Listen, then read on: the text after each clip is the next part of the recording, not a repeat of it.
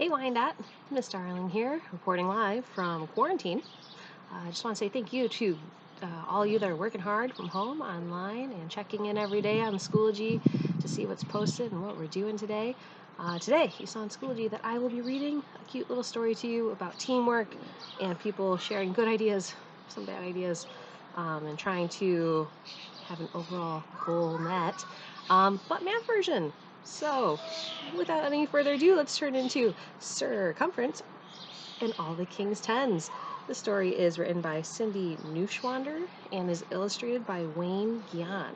So, as you can tell by the cover, we're going back in time, baby. We have some, kings and queens. I see a knight on the cover. There's a castle in the background. Let's go on a math adventure together. All right. I'm going to try to use different voices for the characters, and I might forget whose voice I use sometimes, so please be patient with me. Here we go. The last time we saw the king, he seemed a bit gloomy, said Lady Di of Ameter to her husband, Cumference, one evening. Lady Di of Ameter and Cumference. Okay. His birthday soon.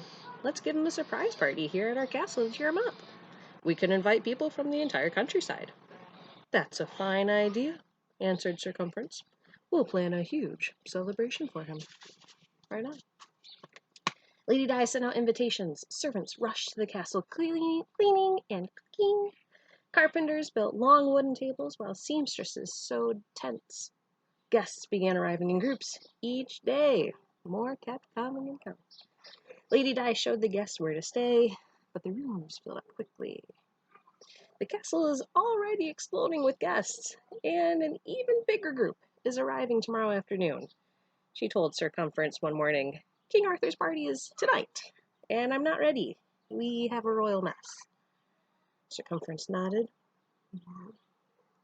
I'll gather everyone into the meadow to get them out of your way. Helpful. If you've ever had a family party, you know you got to get out of the way.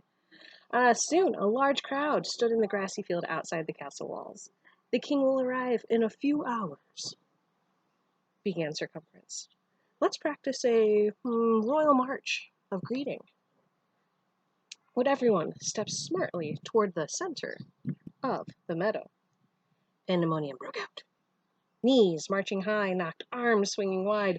The knights of the round table crashed into each other, falling into metallic heaps. Lady Di appeared in the middle of the confusion. I need to know how many guests will be here for lunch, and then how many for dinner, she called to her husband over the clatter. Cumference waved his arms. Attention, he bellowed. We need to know how many of you there are. But everyone kept milling around, and counting this crowd seemed like an impossible job. Ooh. Sir Kel stepped forward with a suggestion. Forming circles of people could work, he said. Each group could count its members and call how many to Lady Di. Lady Di could then add up the numbers. Let's try it, said Cumference, shepherding guests into groups. 61, 111, 48, 17, 46, cried out the voices in the crowd. No good, Lady Di, stopping them, said. My head's spinning just trying to keep track of all those numbers. Oh, we could march in one straight line, Sir Lionel segment, counting up from 1 as we pass. Sir Lionel segment? So the group formed a queue. They began moving forward past Lady Di. The line was so long it disappeared over the hill. These are all people in this picture, just going over. All right. Too slow, Lady Di noted. The king's birthday will have come and gone long before I finished figuring this out. And I'm getting rather hot standing here, complained Sir Tangent inside his armor. Others agreed. Let's set up some tents, said Cumference. We can get into the shade while we think of another way to count everyone. Good idea. Shade. Wear your sunscreen. Huh? On the edge of the meadow, the castle workers erected a small tent. Immediately, Knights, ladies, villagers rushed inside, and it bulged dangerously. A tiny little tent. That tent is just too tiny, huffed Sir Tangent as he walked out. It doesn't even hold 10 people. He threw his hands up in impatience. Maybe this party for the king was a bad idea, Lady Di said to Circumference. Tempers are beginning to flare, and I still don't know how many meals to serve. We need a new idea, said Circumference. Then he paused and smiled. Or maybe we can use parts of everyone's ideas. I think I have a solution. He stepped into the middle of the meadow. Attention, everyone. Please gather into small groups, as Sir Cal suggested. Spread those groups into lines, as Sir Lionel Segment suggested. Each line should have 10 people, like the 10 fingers on Sir Tangent's hands. The crowd grouped themselves as Circumference directed. Lady Di started to count, but there were still so many rows.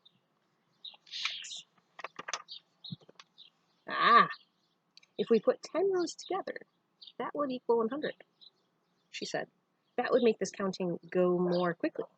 The hot but patient guests moved into the larger formations.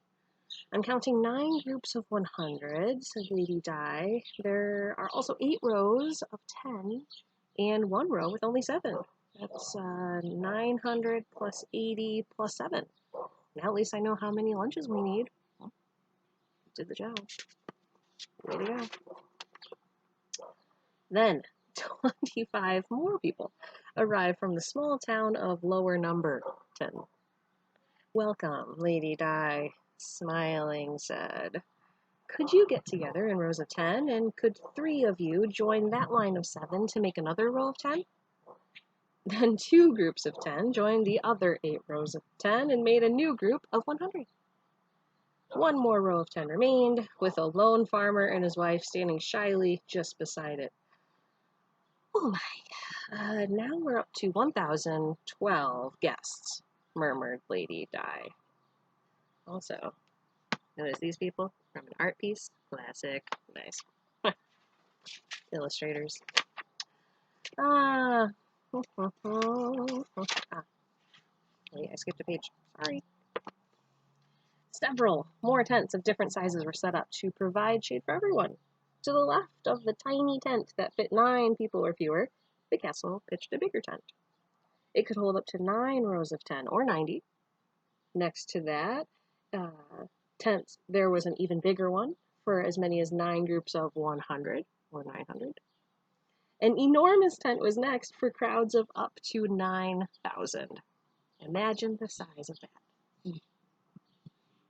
We'll serve lunch in the largest tent, declared Lady Di. As everyone was finishing the last luncheon bites, a cloud of dust appeared in the distance. More guests were coming. It was a huge group from the King's City, Camelot. Greetings, Sir Cumference, called the leader of the caravan. We're here for the party. The king and his nobles should arrive shortly. Well then, Sir Cumference said, rubbing his hands together briskly. Let's find a place for you. Okay. And it took a while, but the Camelot guests were finally organized. They had 8 groups of 1,000, 9 groups of 100, 8 groups of 10, and 7 singles. Lady Di sent a messenger back to the castle to add 8,987 to the 1,012 guests who were already here for the evening event.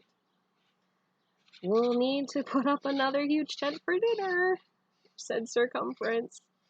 Yes, agreed Lady Di, and we could really surprise the king if everyone stayed hidden until his reveal. So, they assigned each guest to a tent. The meadow became a nightly number neighborhood.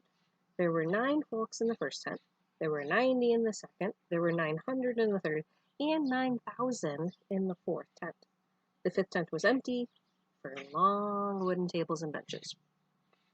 Lady Di passed out silk scarves to each person, saying the color of your scarf matches your flag tent. You can see little tents on the flags, or flags on the tents. Hello. Then the entire group gathered to practice their surprise greeting for the king. They had rehearsed only once when a trumpet blared in the distance. The king is arriving, yelled Cumference. Hurry into your tents and wait for my signal. When the king arrived, he had a sour look on his face. It's my birthday, he muttered grumpily, and I've been stuck on the back of a horse for hours. What are all these tents here for? I'm in no mood for a jousting tournament. Sir Cumference and Lady Di welcomed the king. Your Majesty, Lady Di said, showing him to a seat of honor. A birthday greeting for you, said Sir Cumference, bowing and clapping his hands. This was the signal for the hidden guest that they were waiting for. They streamed out of their tents, singing and dancing. The king was surprised. His sour look began to turn to a smile. At the end of the performance, everyone lifted and lowered their scarves, one row after another, starting with the largest group of 9,000, and then the 900, and then the 90, and then finally the 9. It looked as if a shimmering ocean wave had crashed at the feet of the king. He stood and applauded. Well done. Thank you, my friends. Lady Di clapped her hands, and she said, and now, let's eat. And that is the end of the story. So some good ideas, some bad ideas, working together. A guy with a really cool mustache, Cumference. Now, I'd like you to turn back to Schoology. There's a question post and a discussion there for you to respond to, and that's your activity for today. So I want to say thank you for all of you that have been working so hard on your online work learning, both on Schoology and Khan Academy.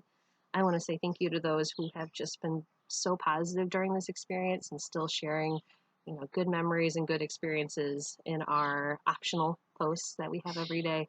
And I want to let you know I'm here for you. I love you guys and gals and everyone, and I miss being with you dearly. And it's a real bummer we've had to go through this, but at least we're going through it together. And that kind of helps me feel better knowing that we're all in this together. I look forward to seeing you soon. I will be at the locker cleanout on Tuesday, so if you're there, say hey. From 6 feet apart and wearing a mask, but hey, say hey. But I just want you to all know that you're in my thoughts right now. I just want everyone to stay healthy and stay safe.